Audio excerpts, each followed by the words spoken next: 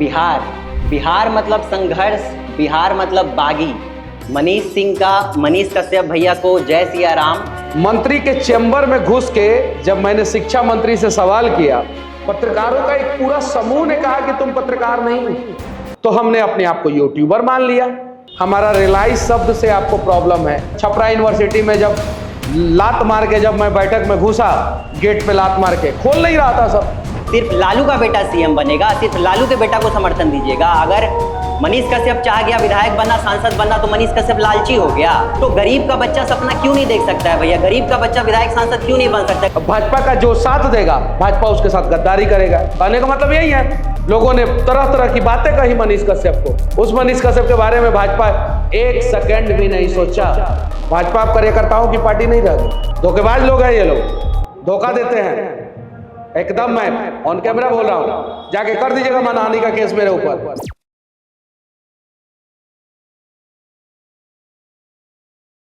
बिहार जो काट देता है पहाड़ को, बिहार मतलब संघर्ष, बिहार मतलब बागी। बिहार उस धरती का नाम है जब कोरोना का वक्त था तो 1000 किलोमीटर तक चलकर हमारे मजदूरों ने पैदल ही नाप दिया उस रास्ते को जो दिल्ली से पटना की 1000 किलोमीटर के रास्ते को तय करती है। माँ सीता को प्रणाम करते हुए जय माँ सीता, जय छठी मैया। मनीष सिंह का मनीष कश्यप भैया को जय सिया राम। कैसे हैं आप और कैसे हैं आपके चनपटिया विधानसभा के लोग? बहुत बहुत धन्यवाद। मैं ठीक हूँ और मेरा चनपटिया विधानसभा के लोग अभी परेशान हैं और परेशान भ्रष्टाचार के वजह से है। अभी बाढ़ आया हुआ है, बाढ़ के वजह से परेशान है, कुव्यवस्थाओं के वजह से परेशान हैं और इन सारे समस्याओं का समाधान ढूंढने का हम लोग लगातार प्रयास कर रहे हैं। पहले आप इंडिपेंडेंट इलेक्शन लड़े, उसके बाद आप बीजेपी में गए, उसके बाद आप जन स्वराज से जुड़े। तो मैं आपसे जानना चाहता हूं भैया कि आप अगर बता पाए कि आपकी आइडियोलॉजी किस तरीके से समझा जाए और जन स्वराज में आने के बाद आपको क्या फ़र्क समझ में आया जो बाकी। अच्छा, आप मुझे देखे हैं मैं किस मुद्दे पे सबसे ज़्यादा वीडियो बनाता हूँ? जो गरीबों का मुद्दा है, जो रोड का मुद्दा है, जो पानी लगी हुई है और इन सभी चीज़ों पे आप जिनको सभी लोग नकार देते हैं, जिन पे किसी का ध्यान नहीं जाता, जिन पे बड़े। भारत में कभी पत्रकार नाला पे ध्यान दिया ही नहीं है आज तक। बिल्कुल सही बात है भैया। आज तक भारत में पत्रकारिता नाला पे, रोड पे हुआ ही नहीं है और मैंने वहाँ से शुरू किया। उसके बाद से खासकर बिहार में अस्पतालों की कुव्यवस्थाओं को दिखाने का हिम्मत किसी को नहीं होता था। सरकारी स्कूलों में घुस घुस के वीडियो बनाने का हिम्मत किसी को नहीं होता था। मंत्री के चैम्बर में घुस के जब मैंने शिक्षा मंत्री से सवाल किया और जब मैं वहाँ से निकला, और वो इंटरव्यू आज भी जो है यूट्यूब पे मेरे है, तो वहाँ पे जो जिसको आम बोल चाल के भाषा में लोग चपरासी कहते हैं और हम लोग कहते हैं कि वहीं लोग कार्यालय चलाते हैं, तो जब मैं निकला वहाँ से तो जो वहाँ के चपरासी थे उन्होंने कहा, जय हिंद भैया, कि आज तक मैं सचिवालय में 40 साल हो गया मेरा, आज तक मैंने किसी को सचिवालय के अंदर घुस के किसी पत्रकार को अब मंत्री का पसीना छुड़ाते हुए मैंने नहीं देखा। बिल्कुल। ये तो इस प्रकार की हम लोगों ने पत्रकारिता किया तो समाज ने कहा कि नहीं, तुम पत्रकार नहीं हो। पत्रकारों का एक पूरा समूह ने कहा कि तुम पत्रकार नहीं हो। तो हमने अपने आप को यूट्यूबर मान लिया कि भाई जब हम आपके लेवल में फिट नहीं बैठते हैं, हम आपके तरीके से फिट नहीं बैठते हैं, हमारा रिलाइज शब्द से आपको प्रॉब्लम है, हमारे तरीके से प्रॉब्लम है, हमारे शब्दों के सिलेक्शन से प्रॉब्लम है, तो भाई आप रजनीगंधा का प्रचार करते रहिए, हम बिहार के गरीबों का आवाज़ उठाते रहेंगे। आप शिखर का प्रचार अखबारों में और बड़े बड़े प्रोग्रामों में करते रहिए, हम भाई हमारा तरीका वैसे मैच नहीं करेगा। हम गरीबों के घर में जाके खाना खाएंगे और उनके लिए आवाज़ उठाएंगे। तो हमारा तरीका अलग था, इसलिए मुझे पत्रकारों का एक बड़ा समूह ने मुझे अपना माना नहीं, तो मैंने अपने आप को यूट्यूबर माना और यूट्यूब के जरिए से जो है मैंने आवाज़ उठाया और आज इस मुकाम पे पहुंचा हूँ। बहुत ही गर्व और इंस्पिरेशन की बात है कि आप हमेशा से ही एक ऐसे आवाज़ बन के उभरे हैं जो कोई और लोग हिम्मत नहीं। बिहार में ग्राउंड रिपोर्टिंग नहीं होता था। बिल्कुल। बिहार में कोई बड़ा घटना हो जाता था तो दिल्ली से टीम आती थी और कवरेज करके जाती थी। हालांकि मेरे से पहले भी यूट्यूब पे कुछ लोग बिहार में वीडियो बनाते थे, मैं तो 2012 से वीडियो बना रहा हूँ। और जब मैं पटना आया 16-17 में, तो उसके पहले कुछ लोग वीडियो बनाते थे, लेकिन स्टूडियो में बैठ के ग्रीन क्रोमा चलता था, इधर गोल गोल ग्लोब घूमता था, इधर इतना वीडियो का ट्रांसफर, इतना सीओ का ट्रांसफर, यही सब होता था। जमीन पे जब मैं उतरा तो बहुत सारे लोगों ने जो है कटाक्ष किया, लोगों ने कहा कि तुम सुरक्षित नहीं बच पाओगे, तुम्हारा तरीका गलत है, ऐसे नहीं बात करना चाहिए। और मैंने सीधे धड़ल्ले से रिलाई शुरू कर दिया। कॉलेज में गया वैसे ही अपने स्टाइल में, सीनेट के बैठक में जो है छपरा यूनिवर्सिटी में जब लात मार के जब मैं बैठक में घुसा, गेट पे लात मार के, खोल नहीं रहा था सब, मैं बोला था कि खोलो भाई खोलो, नहीं खोला था, लात मार दिया तो वो आप ही कर सकते हैं। लात मार दिया तो बहुत सारे बुद्धिजीवी कहने लगे कि तरीका गलत है। आज उन्हीं बुद्धिजीवियों का जो है, जब कार डूब गया बेतिया में बाढ़ के पानी से, तो कह रहा है कि नहीं भ्रष्टाचार चरम सीमा पे है। तो ये चीज है, जब मैं ठेकेदार को पकड़ा तो ठेकेदार भागना शुरू किए, मैं इंजीनियर को पकड़ा तो इंजीनियर भागना शुरू किए, मैं जब सचिवालय में गया तो मंत्री लोग भागना शुरू किया, सचिवालय में गया तो मैं नेताओं को पकड़ा तो वो सवाल से भागना शुरू किए। मेरा तरीका जो भी था, जैसे भी था, जिस प्रकार से था, मैं उस तरीके के सहारे जो है मैंने बिहार के लोगों के लिए आवाज उठाया, और आज जो है मैं लगातार आवाज उठा रहा हूँ, अभी भी आवाज उठा रहा हूँ। बिल्कुल बिल्कुल। अब इन लोगों ने जो सत्ता के गलियारे में जो लोग बैठे हुए हैं, उन लोगों को डर लगने लगा, उन लोगों ने झूठा मुकदमा करना शुरू कर दिया। तो हम लोगों ने सोचा कि जब तुम मेरी दुनिया बर्बाद करोगे तो हम तुम्हारी दुनिया में घुस जाएंगे और देखेंगे कि तुम्हारे पास कितना पावर है। एक चीज मैं कहना चाहूंगा भैया, स्पेशली कि आपने कहा कि जब आपके ऊपर एनएसए लगा और जब आप जेल ले जाए जा रहे थे और जब आप बाहर निकले तो लोग आपके ऊपर फूल बरसा रहे थे, और आपने अपनी माँ को देखा और आपको भी थोड़ा सा एक आंसू निकल गए होंगे आपके आंख से। तो आपको लगता है भैया कि आप कभी टूटे हो, या कुछ लोग आपको तोड़ना चाहते हैं, आपकी आवाज़ को दबाना चाहते हैं, या ऐसे कुछ बड़े लोग जो आपको दबाना चाहते हैं? देखिए, जब तक साधारण परिवार के किसी युवक को प्लेटफॉर्म नहीं मिलता है तब तक उसको दर दर की ठोकरें खाना पड़ता है, अनेकों दरवाजों पे जाना पड़ता है। हम लोग किसी नेता के घर पैदा नहीं हुए हैं, हम लोग जो है सिंपल फैमिली में पैदा हुए। हमें अपना मंजिल तक पहुंचने के दौरान जो है अनेकों दरवाजों पे जाके नॉक नॉक नॉक नॉक करना होगा।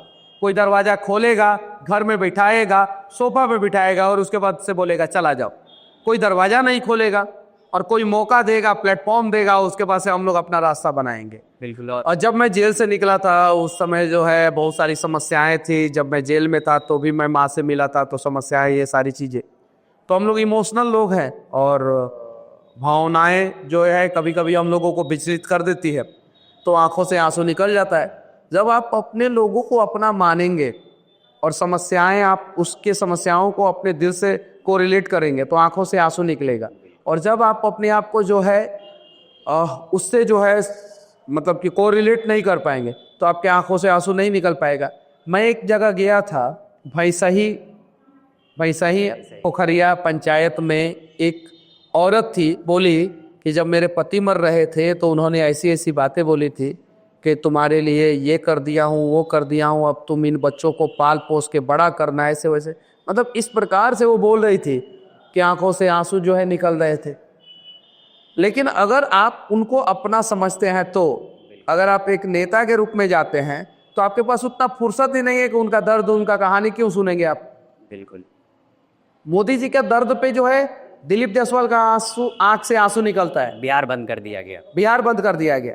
लेकिन वो ऐसे हजारों लाखों लोग जो है बिहार में हैं, जो परेशान हैं, पीड़ित हैं, जिनकी माँ को गाली दे दिया जाता है, बहन को गाली दे दिया जाता है, यहाँ तक कि गोलियां चला दी जाती है, मर जाते हैं परिवार वाले, कोर्ट कचहरी का चक्कर लगाते हैं। उनके लिए आंखों से आंसू क्यों नहीं निकलता है? उनके लिए भी तो निकलना चाहिए। जिस चनपटिया में हम बैठे हैं उस चनपटिया में इस बार जो है भयानक आपदा आया।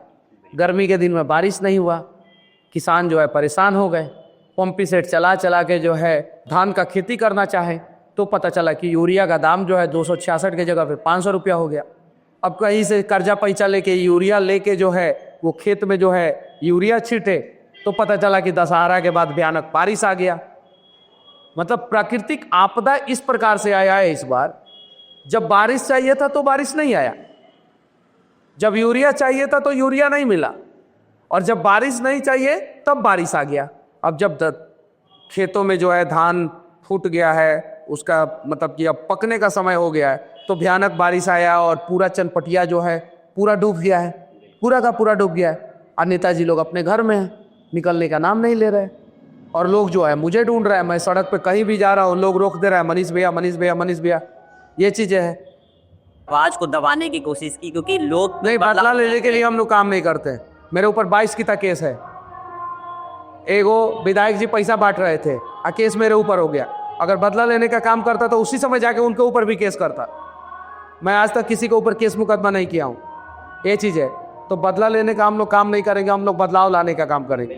घर बनेगा, चनपटिया हाईवे के किनारे जो है दोनों साइड जो है घर बनेगा, लेकिन विधायक का घर नहीं बनेगा, जनता का घर बनेगा। और देखिएगा, मैं बनवा के दिखा दूंगा। अभी जो है जनता जो है बाढ़ में डूबा है और विधायक के घर जो है एकदम चकाचक जो है बड़े लेवल पे जो है एकदम पूरा चमक रहा है। तो विधायक का घर चमके या न चमके, जनता का घर चमकना चाहिए। आपको लगता है भैया कि दिवाली छठ पूजा के बाद बिहार के निजाम को बदल देना चाहिए, या एकदम बदल जाने एकदम बिल्कुल बदल देना चाहिए। अगर नहीं बदलेगा तो बिहार के लोगों का हालात यही रहेगा। ऑफिशियल डेटा है भैया, वो ये कहती है, और इस डेटा को मैनिपुलेट करके भी दिखाया जाता है कि लगभग 1 करोड़ से ज़्यादा लोग बिहार से बाहर जाते हैं। 2 करोड़ 90 लाख श्रम विभाग का आंकड़ा है, और 2 करोड़ 90 लाख का मतलब हुआ कि लगभग 3 करोड़। और भारत में ऐसे लगभग 15 राज्य हैं केंद्र शासित प्रदेश को पकड़ के, जिसकी जनसंख्या उतनी नहीं है। अब सोच लीजिए, उतने लोग तो प्लान करते हैं बिहार से। फोर्स्ड माइग्रेंट है, उनको फोर्सफुली बिहार फोर्सफुली माइग्रेंट करता है। एक आपकी बेटी जो है पायलट बन गई, चली गई, चलिए, वो आप स्वेच्छा से माइग्रेंट मतलब कि मन के, हाँ, अपने आप को पलायन किए, बिल्कुल अपने आप को माइग्रेंट किए। लेकिन अगर आपके घर में कुछ व्यवस्था नहीं है, दिक्कत है, घर में माँ बीमार है, बच्चे को पढ़ाना है, आपको कुछ दिख नहीं रहा, आप बाहर जाके जो है 12,000 14,000 रुपये का नौकरी कर रहे हैं और मार खा रहे हैं, तो ये फोर्सफुली माइग्रेंट हुआ। तो ये फोर्सफुली माइग्रेंट जो है वर्कर सबसे ज़्यादा जो है पूरे देश में, पूरा दुनिया में बिहार के। अब जब आप भैया जन स्वराज से जुड़ गए हैं, तो आपसे मैं जानना चाहता हूं कि आप लोगों की क्या प्लानिंग होगी और आप लोगों का क्या विज़न है ऐसे लोगों को, जैसे प्रशांत किशोर जी ने भी कहा और आप भी उस पार्टी से जुड़े हैं कि हम छठ पूजा के बाद पलायन को रोक देंगे, बंद कर देंगे, आप लोग वापस बिहार आ जाइए। ऐसे लोगों को आप क्या मैसेज देना चाहते हैं कि आप वापस बिहार आइए और आपको 10 से 15,000 रुपए की रोजगार या नौकरी दी जाएगी? देखिए, मिनिमम बोला गया है, मिनिमम 12 से 15,000 रुपया का रोजगार दिया जाएगा, मिनिमम। उससे ऊपर का भी दिया जाएगा, ऐसा नहीं है। और बिहार में 14 करोड़ लोगों का ब्रेन जो है बिहार के लिए इस्तेमाल किया जाएगा, और बिहार को जो है देश का सर्वश्रेष्ठ राज्य बनाने का प्रयास किया जाएगा।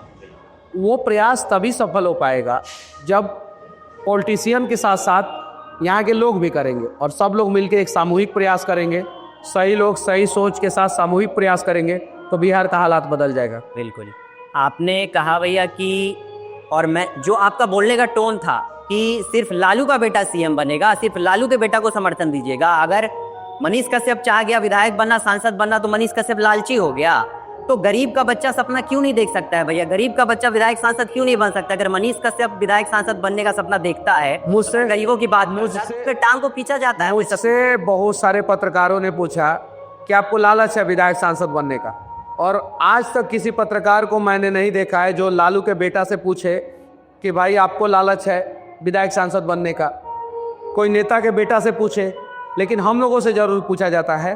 तो भाई ऐसा नहीं होना चाहिए। हम भी सपना देख सकते हैं, हम नेता काहे नहीं बन सकते? काहे नहीं नेता बनने का सपना देख सकते? क्यों नहीं विधायक सांसद बनने का सपना देख सकते हैं? एकदम बिल्कुल देखना चाहिए। अगर आपको एक पावर दिया जाए आज, तो आप बिहार में ऐसी 3 चीज़ क्या बदलाव करना चाहेंगे? और एक सवाल जो आपको नीतीश कुमार जी से पूछना हो, तो आप ऐसी कौन सी बदलाव चाहते हैं कि जो एट द इंस्टेंट किया जाए? ऐसी 3 बदलाव मैं जानना चाहता हूं आपसे कि अगर आज मनीष कश्यप के हाथ में अगर सत्ता की पावर दे दी जाए या फिर पॉलिसी मेकिंग पावर दे दी जाए, तो 3 ऐसी टॉप बदलाव आप क्या करना चाहेंगे? करप्शन दूर करेंगे, पलायन को रोकेंगे, और बाढ़ को कंट्रोल करके किसानों का जिंदगी को खुशहाल बनाने का प्रयास करेंगे। ये 3 चीज़ें। और साथ ही साथ अगर नीतीश कुमार जी से सवाल पूछने का मुझे मौका मिलेगा तो मैं यही पूछूंगा, 2005 से 10 तक जो आपने काम किया, वही काम को जो है 2010 के बाद से कंटिन्यू क्यों नहीं किया? 2010 से 25 तक जो है बिहार क्यों जो है अधिकारियों के हाथ में चला गया, बिहार में भ्रष्टाचार जो है चरम सीमा को क्यों पार कर गया, ये सवाल मैं पूछूंगा। एक और चीज आपने कहा, अब वहीं सीएम नीतीश कुमार 2005 से लेकर 10 तक कमाल का काम कर सकते हैं, तो उन्हीं के देखरेख में 10 से लेकर जो है 25 तक जो है बिहार बर्बाद क्यों हो गया। आपने कहा कि 90s में भ्रष्टाचार खुलेआम होता था, लेकिन आज ऑफिस के वर्कर्स 9 से 5 की नौकरी करते हैं और ऑफिस में बैठ के करप्शन करते हैं। 1990 से लेकर 2005 तक डाकू जो है वो रात में आते थे, और 2005 से लेकर 2025 तक डाकू जो है दिन में डाका डालते हैं, 9 से 5 डाका डालते हैं और आपके जेब पे डाका डालते हैं और ज़बरदस्ती आपसे पैसा भी ले लेते हैं और आप कुछ कर भी नहीं पाते हैं। तो इस बार 9 तारीख को भैया जन स्वराज की जो लिस्ट है पहली वो आने वाली है, तो मैं एक लाइट नोट में आपसे पूछना चाहता हूं कि उस लिस्ट में आपका नाम हम लोग उम्मीद कर सकते हैं कि आप भी चनपटिया से उम्मीदवार हो सकते हैं जन स्वराज की तरफ से? भाई मेहनत कर रहे हैं हम, बिल्कुल होना चाहिए आपको, दिन रात मेहनत कर रहे हैं, और इसी के लिए तो मैं मतलब कि इतना संघर्ष किया हूँ, और एक बार मैं चुनाव नहीं लड़ा तो कितना बदनाम हुआ हूँ मैं, जबकि मैं खुद ही नुकसान में हूँ। मुझे पता है पवन सिंह भाजपा को हरवा दिए चुनाव, पवन सिंह आज भाजपा के पाले में है। आनंद मिश्रा भाजपा को हरवा दिए चुनाव, आनंद मिश्रा आज भाजपा के साथ है। मनीष कश्यप जो है भाजपा को चुनाव जितवा दिया, आज मनीष कश्यप जो है भाजपा के साथ नहीं है। मतलब कि कहने का मतलब यही है ना कि भाजपा के साथ जो गद्दारी करेगा भाजपा उसको साथ देगा, और भाजपा के साथ जो भाजपा का जो साथ देगा भाजपा उसके साथ गद्दारी करेगा। कहने का मतलब यही है। साफ साफ बड़े बड़े अखबारों में ये आया कि पवन सिंह जी से ये नेता नाराज है, अमित शाह नाराज है, ये नाराज है, वो नाराज है, पवन सिंह ने इतना सीट हरवा दिया, आया। आनंद मिश्रा जी ने बक्सर हरवा दिया, आया। और मनीष कश्यप अपने लोगों से गाली सुना, लोगों ने तरह तरह की बातें कही मनीष कश्यप को। उस मनीष कश्यप के बारे में भाजपा एक सेकंड भी नहीं सोचा। भाजपा कार्यकर्ताओं की पार्टी नहीं रह गई। आपने कहा भैया कि आपकी वजह से 7 से 8 सीट एनडीए हार। मैंने नहीं कहा, मनोज तिवारी ने कहा है। एक तरह से मैंने नहीं कहा है, ये बात मनोज तिवारी ने कहा है कि मनीष कश्यप की वजह से 7 से 8 सीटें हारती भारतीय जनता पार्टी।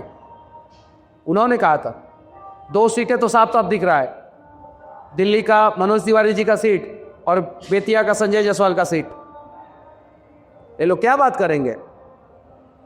आप लोग जो है इन लोगों पे भरोसा मत कीजिएगा, धोखेबाज लोग हैं ये लोग, धोखा देते हैं। एकदम मैं ऑन कैमरा बोल रहा हूँ, जाके कर दीजिएगा मानहानि का केस मेरे ऊपर। धोखेबाज लोग हैं, अपना काम पड़ता है तो हम जैसे युवाओं का इस्तेमाल कर जाते हैं, अफवाह फैलवा देते हैं ये लोग कि पैसा देकर बैठा है। ऐसे गद्दारों को जो है भगवान कभी माफ नहीं करेंगे। और मेरे साथ जो जो छल किया है ना, उसके साथ जो है भगवान जो है जरूर समय पे उसको सबक सिखाएं। तेजस्वी यादव को सबक सिखाए ना भगवान, सिखाए कि नहीं सिखाए? सिखाए ना। ये जो गद्दारी की है इन लोगों को भी भगवान सबक सिखाएंगे। संजय जायसवाल आज जिस कुर्सी पे बैठे हुए हैं देन मनीष कश्यप है, और मनोज तिवारी जिस कुर्सी पे बैठे हैं देन मनीष कश्यप है। ये चीज़ है। तो ऐसे गद्दारी किसी के साथ नहीं करना चाहिए। कल को आपके बच्चे होंगे, आपके बच्चों के साथ गद्दारी कोई करेगा तो आपको अच्छा नहीं लगेगा। मेरे साथ गद्दारी हुआ, मेरे माँ बाप को भी अच्छा नहीं लगा, और ऐसे करने वाले लोगों को भगवान नहीं माफ करेंगे।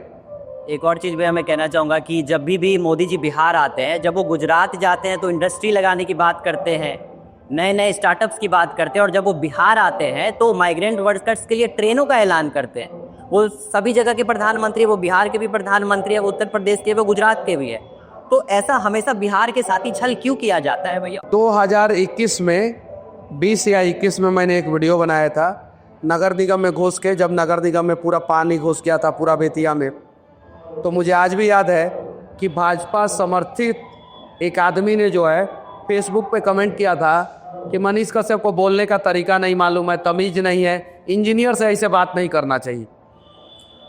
अभी कल बेतिया में पानी घुसा, बिल्कुल मैंने भी देखा, उसके बेसमेंट में पानी घुसा उस आदमी का जो है 25 लाख का गाड़ी जो है बर्बाद हो गया, वो पूरा पानी में डूब गया, पूरा का पूरा पानी में डूब गया। तो हम कल फेसबुक पे देखे हैं, लिखा है नगर निगम को गरिया रहा है कि नगर निगम की लापरवाही, मतलब एब्यूजिंग वर्ड, आपत्तिजनक शब्दों का इस्तेमाल कर रहे हैं। तो ऐसे ऐसे लोग जब अपने ऊपर गुजरता है तो समझ में आता है। और रही बात आप मोदी जी के बारे में, जब अपन ने पूछा है तो मोदी जी को फैक्ट्री लगाना चाहिए। मोदी जी तो फैक्ट्री लगाते नहीं है, ट्रेन देते हैं। और मोदी जी के नेता लोग कंपनी बंद कराते हैं। कुमारबाग स्टील प्लांट किसने बंद कराया? विधायक जी कहते हैं कि हमारे हाथ में नहीं है, केंद्र सरकार के हाथ में है। तो संजय जायसवाल दोषी हैं? बिल्कुल। सांसद संजय जायसवाल है, और संजय जायसवाल तो केंद्र सरकार के आदमी है ना। बिल्कुल। तो अपने में ही लोग खेलता है। चनपटिया शुगर मिल अभी तक चालू नहीं हो पाया। उसके लिए भी बोला था लोग, अखबार में कटिंग है कि चालू करा देंगे। तो काहे झूठ बोला था लोग? माफी मांगे झूठ के लिए। चनपटिया चीनी मिल चालू करा देंगे, हम बोल रहे हैं, हम हर वीडियो में बोल रहे हैं चालू कराएंगे।